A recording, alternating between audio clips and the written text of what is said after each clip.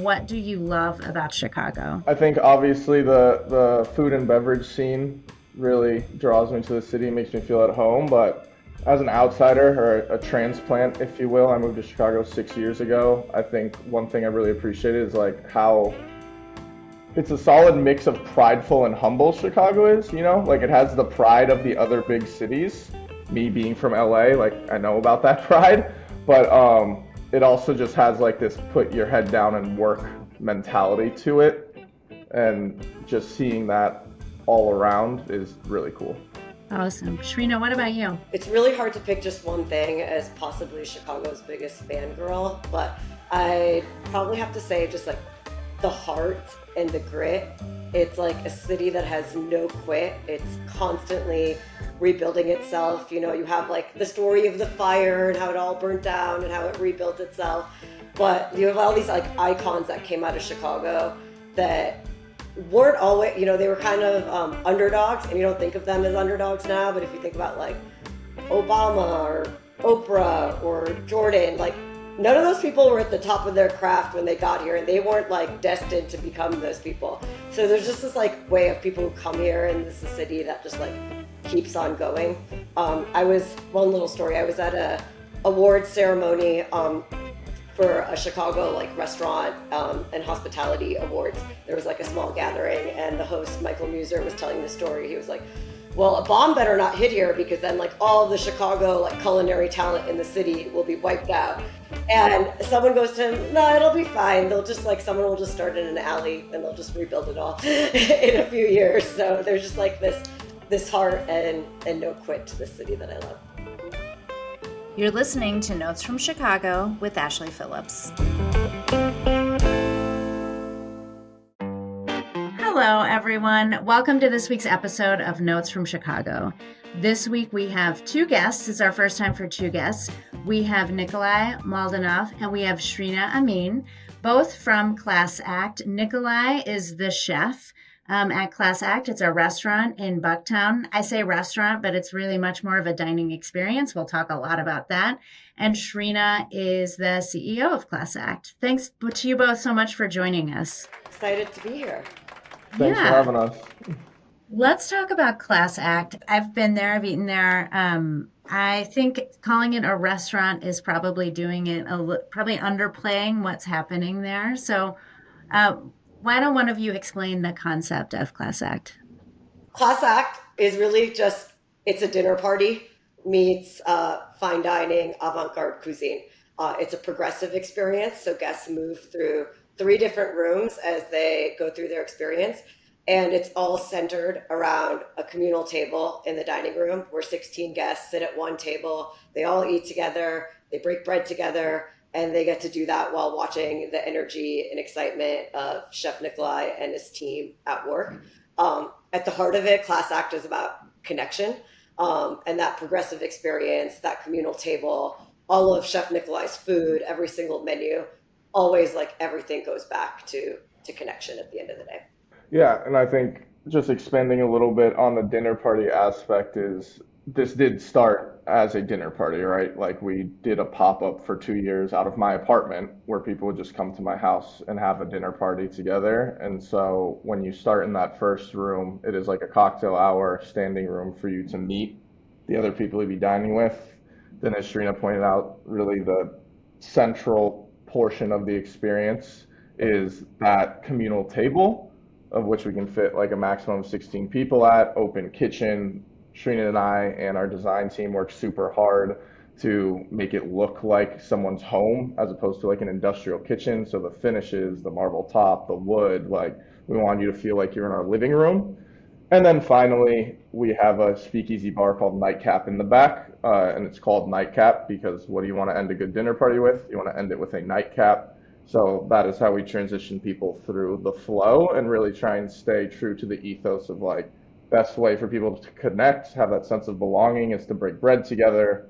And I don't know if you want to call it the best, but a very good way of doing that is just throw a dinner party.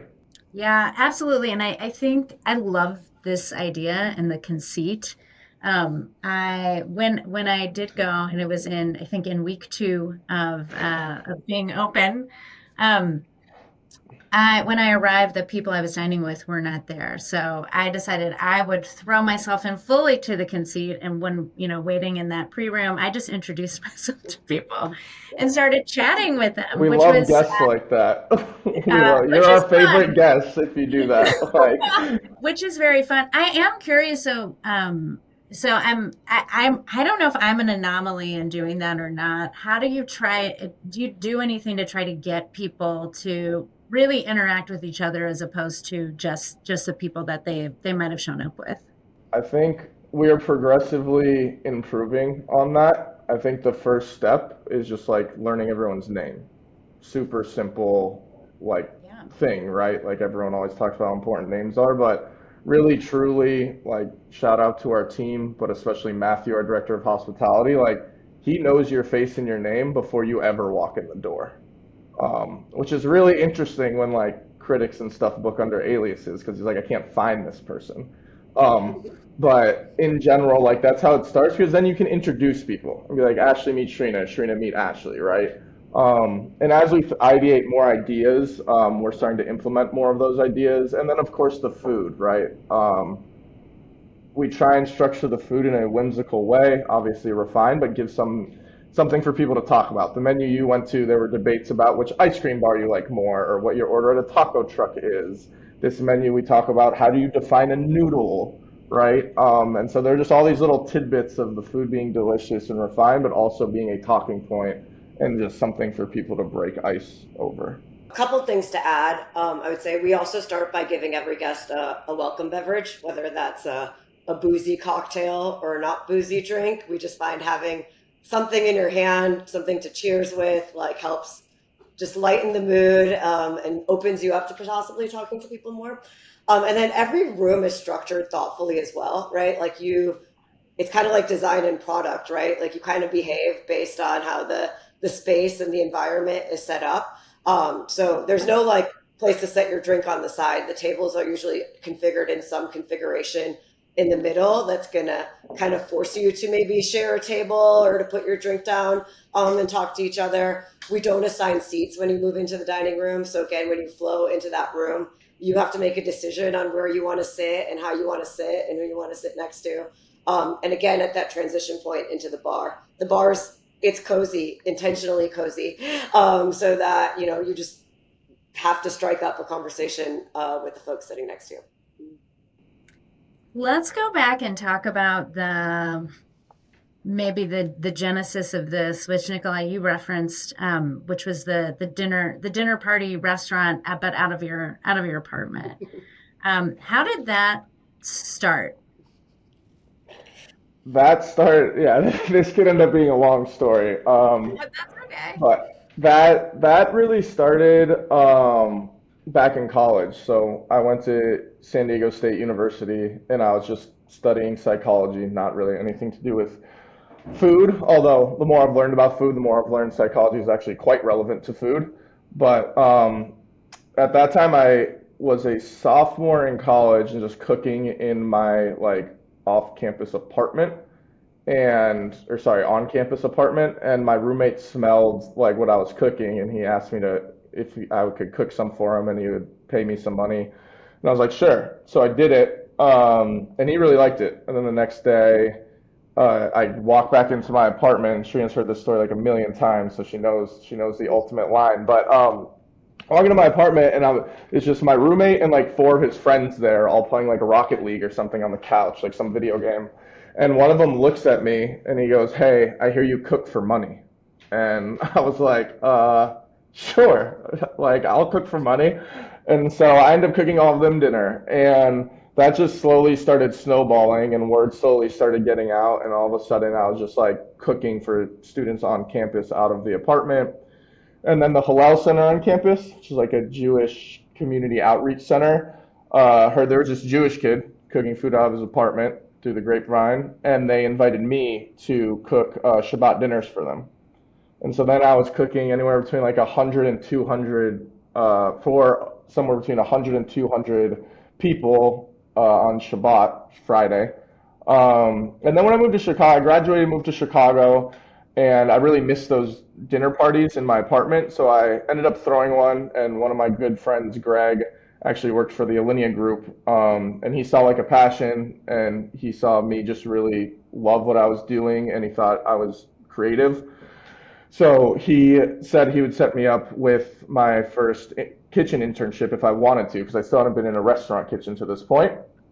And so he ended up setting me up with a little internship at Alinea, of which I eventually said yes, but had to think a lot about because that's like a big jump from cooking in college to cooking at a place like that. But I eventually said yes, and then I started reading all about fine dining, about Chicago's history of fine dining. I came across Charlie Trotter's story of how he went and interned and staged all around Europe and learned all these cool techniques and different ways of cooking and was inspired by different stories. And I thought it would just be really cool to do something along those lines, but maybe within the confines of Chicago because it's such a great food city. We have so many fine dining places, so many great restaurants, so many Michelin stars here. And so I essentially ended up doing that. I spent the majority of my time at Sepia and Temperance, but eventually started my own pop-up where we would just do one 10-person table. It would be one seating. As Shreena experienced and knows, people would literally just Venmo me and then get an address in return. And then they would show up and it would be some menu, like basically whatever I was Yeah. cooking. So it was a lot of fun. And that's how it's all started. That's also how I met Shreena. She was a guest at one of the pop-ups, and we hit it off.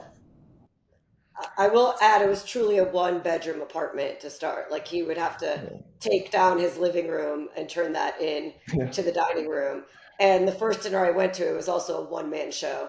So he was yeah. host and cook Wow. and poured beverages. Clear and server, yeah. Yeah, I How used many? to I had like a couch, like a pretty big couch in my living room, and I would have to like at first the couch was the seat. So we had people sitting at a coffee table with like one side was couches and one side was little poofs and they would sit there. Eventually we graduated to an actual dining room table and chairs, and in that moment I'd have to move that couch, and the only place it would fit in my one bedroom apartment is on my bed.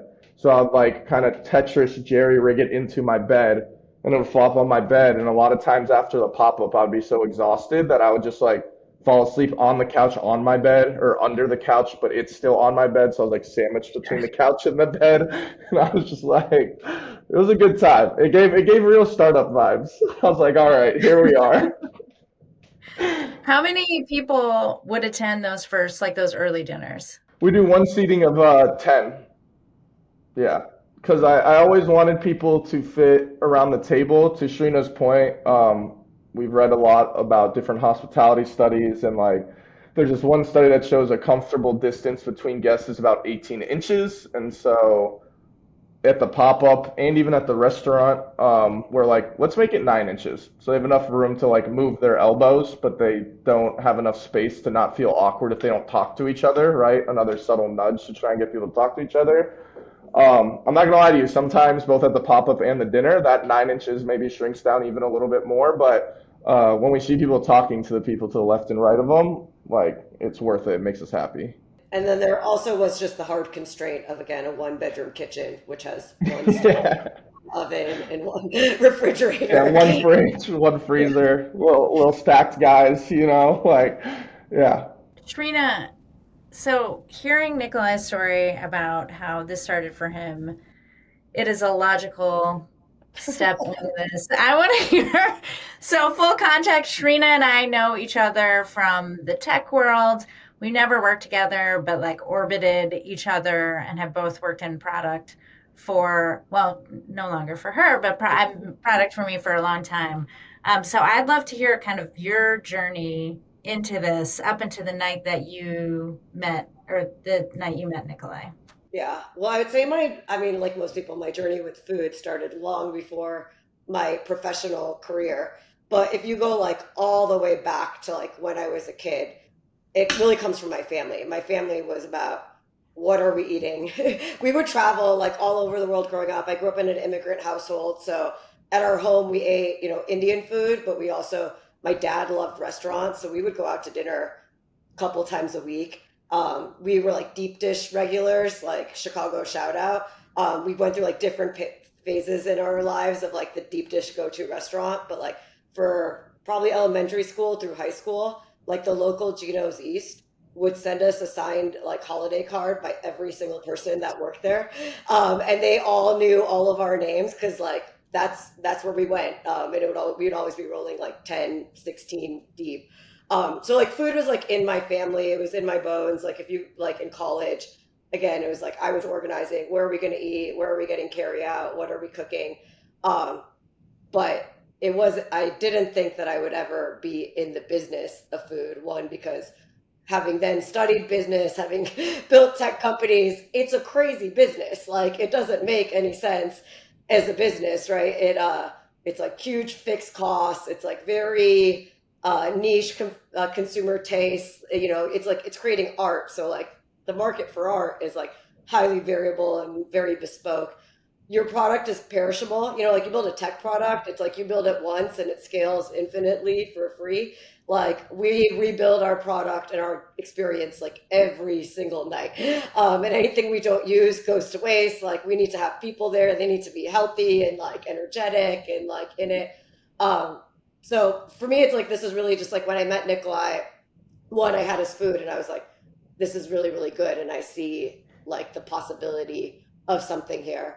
And then two, it kind of struck at like, I've always wanted to be in this industry. And like the rational side of me was, you know, the opportunity cost was like really high. It like didn't make sense to do it. But I was in a stage in my career where I was really thinking thoughtfully about what's next, you know, what's had a few wins under my belt, like really thinking about like, what do I want to do that I care about that like truly represents me and that I think should exist in the world. And meeting Nikolai, like I loved that he was so rooted, not just to like making incredible food, but like really to this, like he's kind of like maniacal about this is about connection, this is about belonging. And so like having a vision and a mission that was like bigger, that's what's on the plate, like really drew me. And then it was like a really complimentary partnership. Like I love to cook, but I can't cook like Nikolai, nor at this stage in my life could I do that like 5 nights a week for like 12, you know, 12 hours a day. But I'm good at other stuff. So, you know, helping bring the restaurant to life from like the organization, recruiting the team, raising the money, finding the vendors to build it, make sure that we're always being thoughtful about how do we operate this, not just as a passion project, but as a business also that can exist for a long time. Because like all of this only works is if we build a good strong business, then we get to keep doing this thing that we think should exist in the world. How long did it take from that first pop-up dinner you went to get to we should start a business together? So the first pop-up dinner I remember, it was I went in April of 2022, and I was still working in tech at the time. I remember I had a crazy stressful day. I was about 30 minutes late to the dinner because there was some dashboard that I needed to fix and present to everyone. And I got there and I was a little bit frantic. And then I got there and it just, you know, I forgot to bring wine, but someone gave me a glass of wine and things calmed down. And it was like a long dinner, but like the food kept flowing, the wine kept flowing. And I think from that dinner, we started probably talking about partnering like 9 months later, but it was a year later that we like really had the partnership. And I mean, I guess a little less than that because we bought the building that we're in right now, and we bought that building in 2024. So yeah, it was late 2023 that we raised the money and like really put pen to paper and decided we're doing this crazy thing. Nikolai, did you know when you met Shreena, I'm going into business with this woman? I think I knew that I liked her, which is saying a lot. Not because I'm like I don't like a lot of people. I generally do. Like I start off on a positive track. I try and give everyone the benefit of the doubt. But like people will come up to you all the time and be self-proclaimed foodies, or they'll say they know a lot about food. And like I love that because I love the fact that people are interested in something I care so passionately about. But then, of course, you hear the horror stories of like it going south or the conversation going south or being annoyed in some way, shape, or form by that, at least if you talk to hospitality people. And I remember when I met Shreena, I was like, oh, this is like the foodie you actually like. And I remember probably for like the first like 2 years of our relationship, uh, when people would ask or introduce, I'd be like, Shreena is like the foodie you actually like, because it's true. Like she has a vast knowledge of food, of restaurants, of like holistically though, right? So like of dishes that are made, of when they originated, of what chef invented them, of different hospitality touches, whether it's people at 11 Madison Park or the Fat Duck. She can tell you stories about all these places, which is awesome. But then she also knows about food, appreciates food, and I think has a good perspective on food. Um, Anyway, so to answer your question, no, I didn't know I'd go into business with her right away. But as soon as I started talking with her about food, I'm like, oh, holy shit, like this is cool. I would just like to talk to this human being about like restaurants.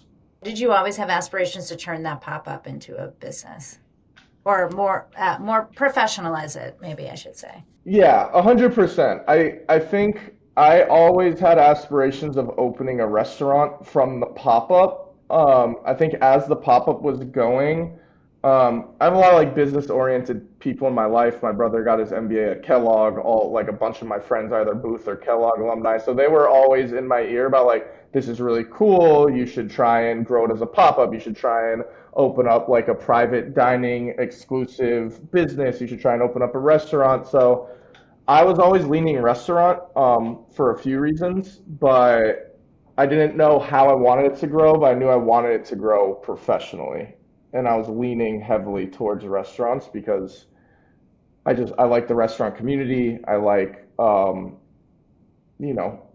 hate relationship with being like reviewed and critics, but I think that's what drives you forward. It's like people coming in being like, this is good, this is not good. So every day we wake up and we're like, how do we become better?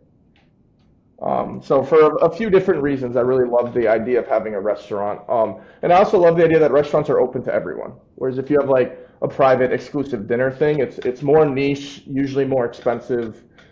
Um, and you have to have like a house. It's like, oh, I want to throw a dinner party for 16 people. It's like, do you have a house that can accommodate that? Whereas we have a restaurant, like we can welcome you in and we can have different walks of life meet each other at the restaurant. So there were a lot of reasons I was leaning restaurant, but to answer your question, yes, I 100% want to grow it into a bigger business.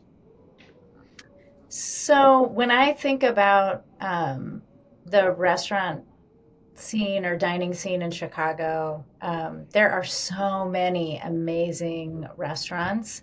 It would terrify me to even think about like opening a restaurant in the city for that reason.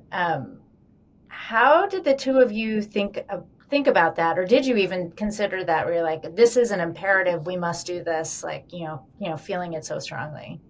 Well, I think it cuts both ways. Like opening a restaurant in this city, it's like, oh, yes, there are a ton of fine dining restaurants here. There are a ton of fine dining restaurants that don't last very long and go under, and like having that in the back of your head. But then there's also like the flip side of that is like, this is a city that also supports fine dining, and where like small fine dining establishments have come out of nowhere and thrived, where the people that open places didn't have like the typical pedigree or steps to get there. You have kind of like the stalwart example of Alinea, which was like a creative chef talent coming together with someone from like the business community and figuring out how to like make that something different and unique and true to this city. So I think we kind of looked at it both ways. Like, and you have to be real and honest about like what is the landscape that exists here. Like you're at the end of the day, there's only so many guests, and you need to get those guests to come into your door. But then that also, again, it like goes back to building product. Then you kind of hone in on like, okay, how do we differentiate ourselves? What is our positioning? What's going to make us like special? And for that, I kind of go back to like three things always. I call it the three C's. Like the first is connection. It's not a restaurant, like you said at the onset. It's a dinner party. It's a full evening. It's fun. It's meeting new people. Yes, you're going to have amazing food and you're going to have amazing drinks, but like it's hopefully the feelings of what you experience is going to stay with you longer than just going out to dinner. Two, we've put a lot of thought and investment and care into I'm going to say cocktails, but it's really our whole beverage program. The fact that it's not just a restaurant, you conclude your night and your evening in a speakeasy. That's also a place that you can go to if you don't want to have dinner at the restaurant to get a flavor of this experience. We're just starting to roll out food there as well. But there's really this like symbiosis that's happening between our beverage program and the food. We have 4 different pairings, so it's not just your standard wine. You have reserve pairing. There's always a cocktail pairing. There's always a spirit-free pairing. And that those things are also tied back into like the theme or the story that we're telling, so they get completely reimagined and reinvented with each menu. And then third is the creativity in here. This is where we're like really leaning on the artistry and the craftsmanship of the team, of Nicolai, of our head bartender, Devin, of our beverage director, Jonas, that you're going to have things here and try things here that you can't have anywhere else. And that's like a wild thing to say in a world where there are so many restaurants and fine dining restaurants. We're not trying to like fit into it's not like, oh, we're not doing like, this type of food and like upgrading it, whether it's Indian food or something else. It's like truly globally inspired. It's truly like taking all of these techniques that Nicolai has learned or self-taught in all sorts of places, like modern techniques, but then also old school techniques and ways of doing things, and then like combining them together to create like new art every time around that's gonna push how you think about the world, about connecting with each other. There's a lot of storytelling that happens throughout. And the first menu you went to, Ashley, was a lot of personal storytelling about Nicolai's life. But this menu is like the exact opposite. It's about the story of like humanity and our relationship to food and like cooking innovation. And so there's like a lot of different ways that we can go in terms of the stories we want to tell, but still tying it back to how we're all connected. It's funny. It's a good juxtaposition because Shreena is so thoughtful and like business oriented, but also creative and passionate from like the emotional aspect. Whereas for me, the answer is just always yes. Like I never concerned myself with the number of restaurants in Chicago. There are a lot. There are a shit ton of good ones. But it gets back to that sense of connection and belonging. I thought we want to open a place that gives this to people in a world that very much so needs those two emotions. And so it was never really a question. It wasn't, do we do it? It was more so, how do we do it? And once in my mind, for me at least, I decided that, there was no going back. It wasn't like, oh, I'm going to waver now. Oh, I'm going to do this. It was like, no, this has been decided. It's going to happen. Now the question is just how? What's the strategy? What's the path forward? There's no way we weren't going to do it. And I think that's like an entrepreneurial story. Like every startup I've been part of, like I always say, in order to be a founder, you have to be delusional. Like you have to, you have to think like, even like you have to think you're the 1% or that it's going to work out for. And you have to like believe that wholeheartedly. And if you don't have that delusion, then it's never going to happen or exist in the world. Yeah. And I've got plenty of delusion to go around. One question about not about delusion, but about the storytelling. So I am curious. So for people listening, within those first, at least like the week that I went, it was very personal. So much of the food and the storytelling about the food related back to, a lot of like you growing up and like your personal history, Nicolai. For this, as you talk about the menu that's there now, I'm curious and how that took a completely, or that's, maybe less personal in some ways or less like directly personal. I'm curious, like when you're planning the menu, which is coming first here, given that storytelling is such a big part of the experience? Is it the story and you're building the menu around the story?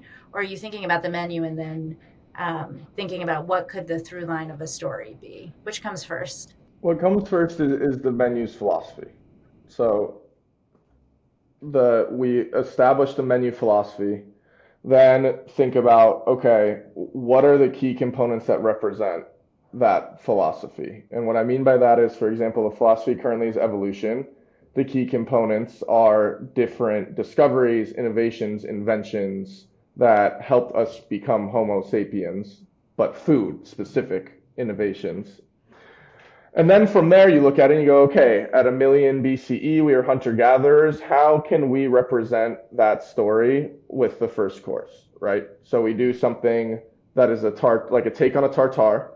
It is theoretically, you could have done this in a million BCE if you had the culinary knowledge that we have today, but none of the tools, right? It's raw meat, it's fresh vegetables, it's raw ingredients, it's ground down things that you could easily do with rocks or stones or like a molcajete. And then we keep progressing, right? Then you have the discovery of fire, you have vessels, you have farming, you have bread and cheese, you have all these things that not only made us evolve into Homo sapiens, but also, right, when we start around farming, that's when you really see people settle down, which is like the beautiful thing to me, because what happens when you settle down? Now you have communities, you have families, you have neighbors, you have societies, you start to build small economies, right? You start to build civilizations. And then we go all the way through, right, to the modern day and all the cool stuff we can do in the modern day. And so every menu is like that. We start with the philosophy, then break down, okay, what is cornerstone to this philosophy?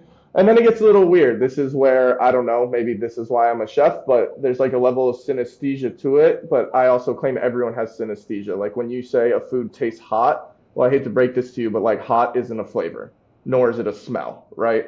Hot is an irritant called capsaicin that activates something called a TRPV1 receptor in your mouth that tricks your brain into thinking that you have been slightly burned. And you perceive that as the flavor being hot. But I would claim that you actually have some synesthesia in you as well when you say something like that, right? Or this soup tastes so warm and healing. Neither of those are flavor words. Anyway, I digress.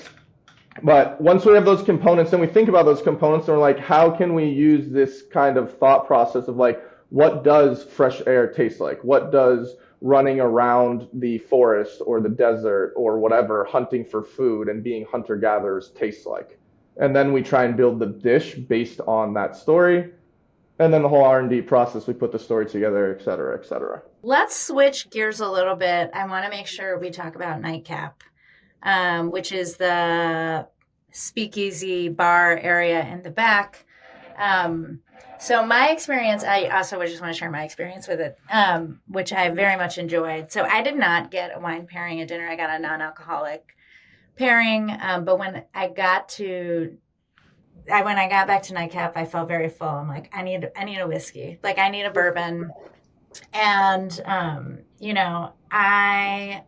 I don't know. Anyway, so I asked the bartender to suggest something, and we were kind of joking around, and he brought out this bourbon that I now cannot remember the name of, much to my chagrin, because I'd never heard of it, and I'm from Tennessee, like I'm a Southern girl, so I've had a lot of bourbon, but he brought this bourbon, and he was like, this is very similar,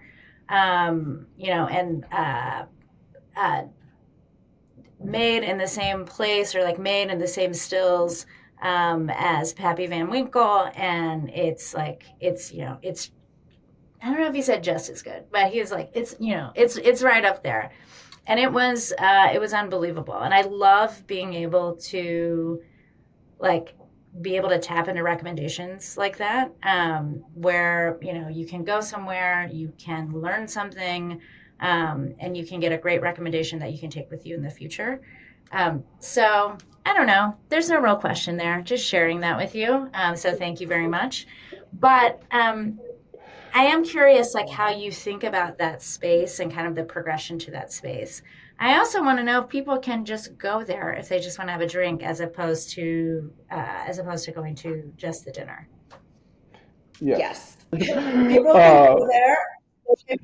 Book on Open Table directly to go there, or they can walk in. So it's like you got to know where Class Act is, and there's a little black fence, and you just follow the black wall behind it to a door and ring a doorbell, and you can walk in.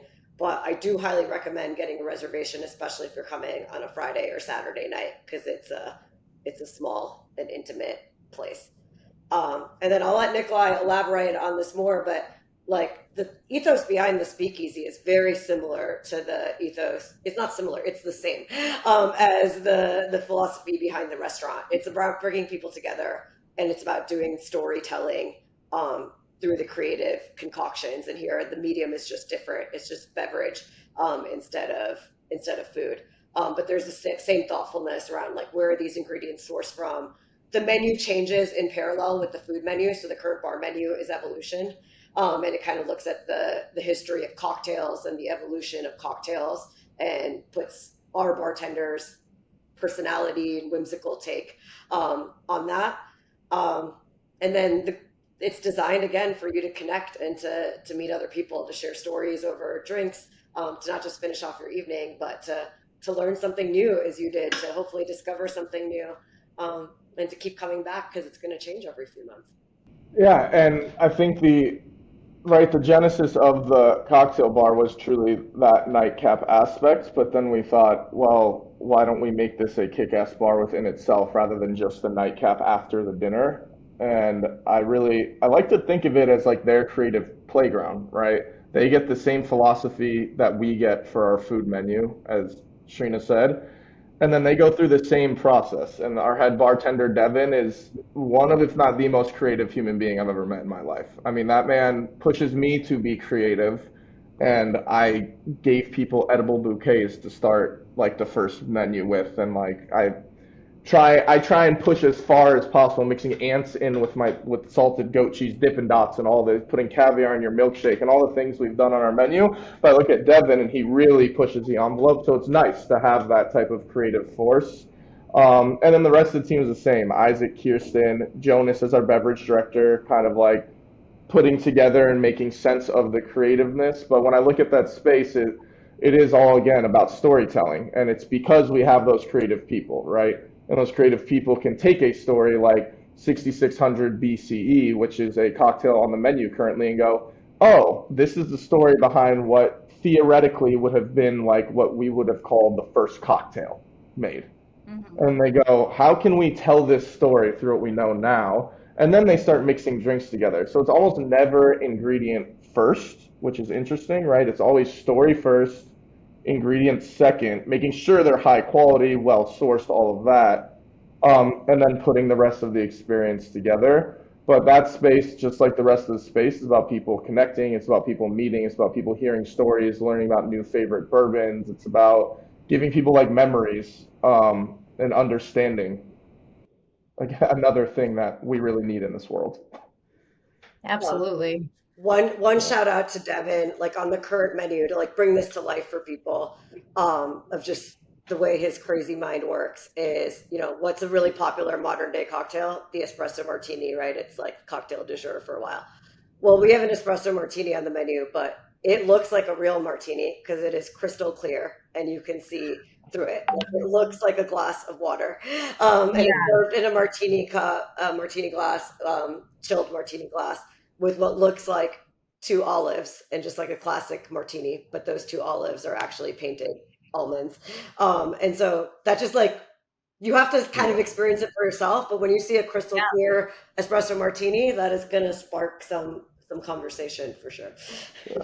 He also gases that so it still has that foamy, creamy texture of an espresso martini, even though it looks like a crystal clear, just like bone dry martini. I'm gonna have to try this. I'm trying to like envision how that works. Yeah. Very cool. Gonna switch gears again. When people come and visit you, they come in town, what are the things that you tell them they have to do in Chicago? Or maybe more apt for this, where are the places that you tell them they have to eat? All right. Well, I'm gonna take a step back and just do general Chicago things, because I think we need to like do a Chicago shout out as well. But if you're coming here, you have to go eat, and that is part of it. So for me, number one, you're coming to Chicago, you got to go to a sporting event. So if it's the summer, you go to Wrigley Field and you go to a Cubs game, and you have to experience that ballpark and its magic. And if it's winter, I tell people to go to a Bulls game. That was like my childhood in Chicago. And even though the Bulls have been very lackluster for a long time, there's always like an energy and that vibe in that stadium that is just super fun. And you get to feel like you're a part of that piece of like Chicago culture and Chicago history. Number two for me, and this is kind of like my safe space in Chicago as well, but is you got to get out on the lakefront path, even if it's cold. Like, so I'm a runner. I've been to both ends of that path, but I think like the beach, the views of the skyline, you can bike, you can walk, you can run, but just I think it's like the best way to see the city. And then you have to eat. So for me, that kind of takes two turns. One is if you're coming to Chicago and you've never been here before, I think you have to go to a Chicago steakhouse. And I kind of pick which way you want to go based on you want to go like old school, classic, like back in the day, or do you want to do new school and like the modern? So like, you can do Esser or Bastion and Maple and Ash, or you can just go to like Gibson's, or like I personally, Bavette's is my favorite. I think it kind of sits in the middle of those two. You get the old school vibes, but it's a newer place. And then I think like for me, when I go to a city, fine dining is a big part of it, and I think Chicago is one of the best fine dining scenes in the world. Obviously, you should come to Class Act. It's great. It's great for solo diners. It's great for groups. But after you come to Class Act, I live literally, Oriole is in my alley. So Oriole is like my go-to fine dining for when people come to town. And then if you can get into Kasama, Oh gosh, yeah. that's another favorite. And usually you can't get in for dinner, but you can always go in the morning and get a breakfast sandwich and a pastry. Nicolai, what about you? All right, so I'll add two non-food things. One, the architecture tour on the boat, if it's not like cold. I don't like touristy things in general wherever I go, but this is like one of those where I'm like, no, this one's actually worth it. Like, get on that boat, learn about the amazing architecture, enjoy the view, the wind, like just being on the water. It's amazing. And then the museums here. People, I don't know why people sleep on the museums in Chicago if they're not from Chicago, but like we have such a kick-ass museum scene here. Like, go to the Art Institute, go to the Field Museum, go to any of them. Like they're all cool, or go to all of them. Like whatever. Shout out to Chicago's museums. Um, then restaurant-wise, I'll try not to overlap with Shreena. I do think you need to have a deep dish. My family's preference is lose. I do think you need to have a hot dog. People might get mad at me for this, but I think a lot of them are pretty similar. So just like grab one and enjoy it for what it is. They're fucking delicious. Oh, I can curse on this, right? Sorry. Yes, I we're should have asked good. We're that good. before we started. Um, so definitely go have that. Maybe even pop in and get an Italian beef. Not because you can't have it anywhere else, but just because they are delicious as well. And then I love Oriole. I think Smith is doing very innovative stuff. Trying to think. I love Kumiko. I love the vibe there. I love the drinks there, but also her new tasting menu is just very like it feels self-actualized. It feels like there's soul in the food. Like you can really tell like who the chef is back there from the food you eat. And it's just calming. Like when I've had a terrible week, catch me there. I just sit there and have a drink and I don't talk and my troubles melt away. Beatty in West Loop is amazing for Oh Lebanese fine yeah. dining. All the Perilla spots, so Perilla Fare, amazing. Korean barbecue, Perilla Steak, amazing, like new school take to Shrina's point on a steakhouse, but with like a Korean twist. Also, Rabastian is amazing. Noriko is amazing. Man, I got so many shout outs to give. No, but like genuinely, these places aren't just places run by my friends. They're places that like you can catch me at regularly. Um, yeah, it's just I love Chicago's food scene so much. It's very good. But I Yeah, think it's that's very that's good, a solid and list I to start with. for sure, it's very good, and I would also say one of my favorite things about it is that it's very accessible. Like it feels like, and I don't know if it's because I was living in New York at a different time in my life. But it feels different than New York in that way that there's like so much. It's completely accessible. There's so many places to go. There's so many things to try. It's high low. Like it's just amazing. And I don't know. I felt really lucky to live here as a result. So, Also on the all breakfast right. sandwich front, go to Sarima and get a breakfast sandwich. Kasama's breakfast sandwich I love to death. Sarima's is probably the only other breakfast sandwich I've had that has like matched it. Where's Sarima? Sarima, it's in Wicker Park, right by the six corner intersection, Okay. and like Damon North in Milwaukee. It's one of Zubair's new spots. Okay. So he All has like right, great. Mira and Lilac Tiger and stuff like that. Coach House. Yeah, It's an Indian Filipino bakery, right? It's like exactly. Yeah. And their breakfast sandwich is money. All right. Okay. Well, I have to try it. I live in Wicker Park, so I will head there. Okay, this was an amazing conversation. Thank you both so much for joining us, and I hope everyone goes and tries out Class Act, or tries out the Speakeasy Nightcap. And thanks so much for both of you for spending so much time. This is really fun. thank you. My pleasure. Thanks for having us. Thank you for listening to Notes from Chicago. This podcast is edited and produced by Tanisha Blakely. Be sure to like, follow, and subscribe to Notes from Chicago on YouTube and wherever you listen to podcasts.